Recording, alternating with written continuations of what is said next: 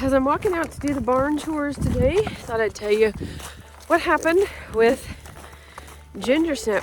I've just got a bag of dog feed in my other hand, so I'm a little winded. I've been running around trying to get stuff done. It turned off cold today. But anyways, what happened to Ginger Snap? So I don't know if I've maybe just briefly mentioned it before, but I'm going to tell you why I don't have a calf and why I don't have milk.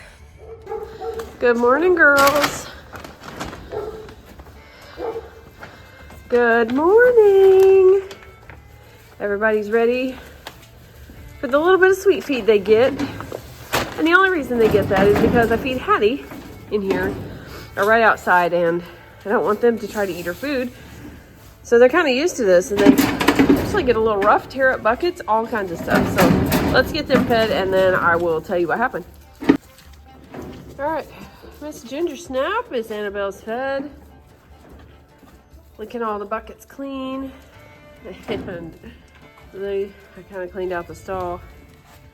Moved some water over to the smaller bucket, and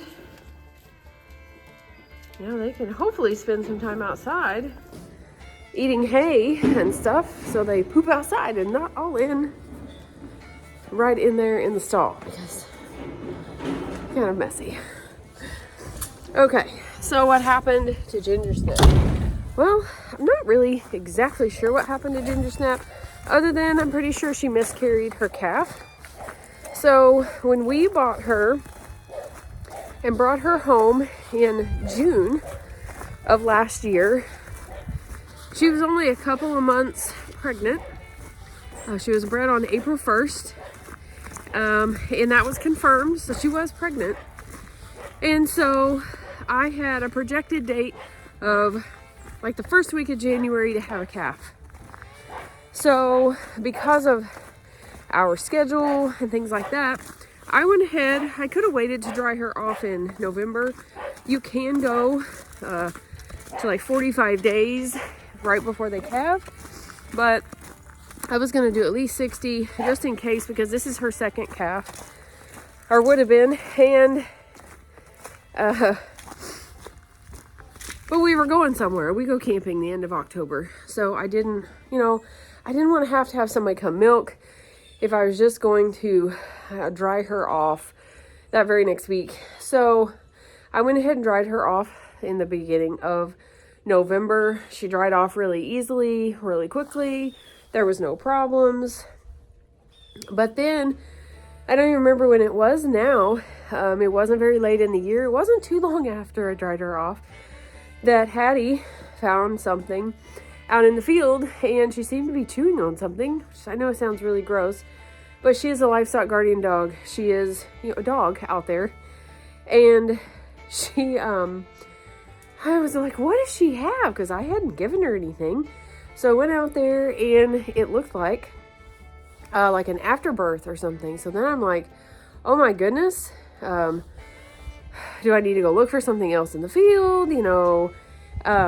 It had gotten colder, but the more I got to looking at it, it was a very small, probably placenta and birth sac, and it had a very small rib cage in it. So I'm talking, when I found it, when she had miscarried, she had to have miscarried like early on. I came inside because my hand was freezing. So she must have miscarried fairly early on, because the fetus, was very small, like football size, the whole thing.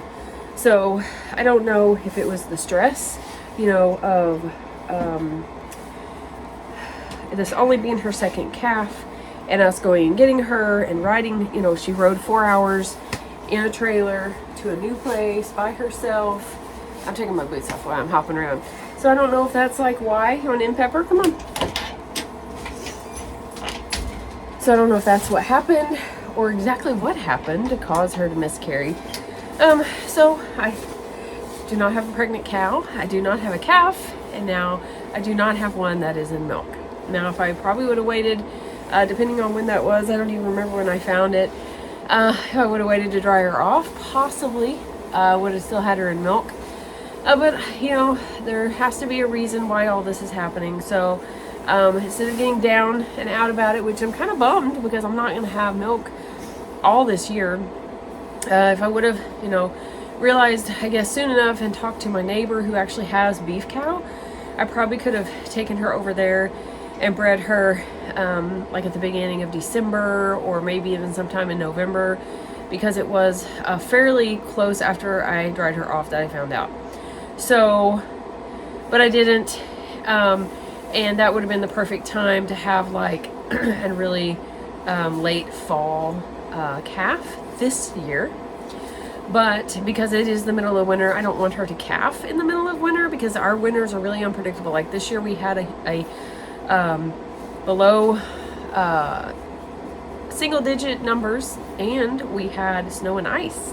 So we had like a week of snow and ice, and when she was due to actually calve is when that came. So it was really, really cold right after that. So I'm kind of glad that she didn't calve right then. Then I thought, well, you know, maybe I was wrong. Maybe she was supposed to calve in, you know, the beginning of February. No, she wasn't, because there's still nothing there. Her udder hasn't changed, and it is now almost the middle of February, and she has not had a calf. So she doesn't look like she's gonna have a calf or anything like that. So my neighbor did say I'm welcome. He has a small bull that he would lend me over here, just right across the road, for both of my cows this spring. So early summer, so probably in May.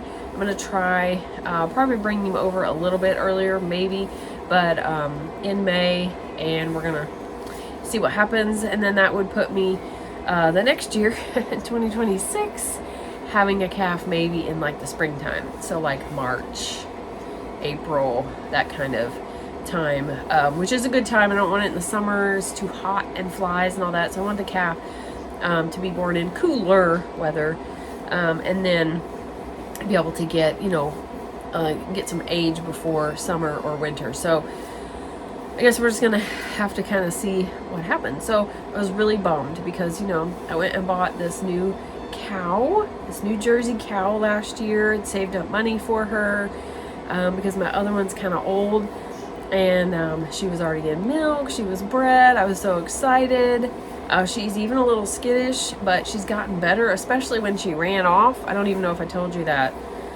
That was a whole ordeal. But anyways,